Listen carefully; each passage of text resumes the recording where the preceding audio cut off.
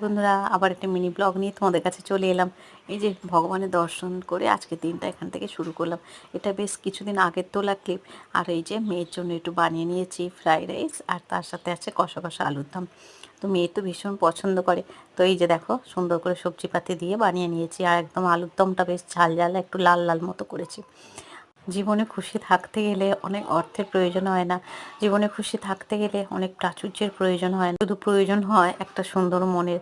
সুন্দর মন যদি তোমার কাছে থাকে এবং তোমার আশেপাশে যে মানুষজনরা আছে, তোমার সাথে যারা আছে, তারা যদি ভালো মনের মানুষ হয়, তাহলেই তুমি কিন্তু খুব খুব ভালো থাকতে পারবে। অন্যের ভালো দেখে যদি তুমি ভালো থাকতে পারো, অন্যের খুশি দেখে যদি তুমি খুশি থাকতে পারো, তাহলেই দেখবে তোমারও খুশি যে কোথা থেকে আসবে তুমি নিজেও জানো না। আর যদি অন্যের খুশি দেখে, অন্যের ভালো দেখে নিজে হিংসায় জ্বলে পুড়ে মরি, তাহলে নিজে তো কোনোদিন ভালো থাকতেই পারবো না। আর এই খুশি, স্বাচ্ছন্দ্য, সুখ এগুলো কখনোই অর্থ দিয়ে কিনতে পারা যায় না।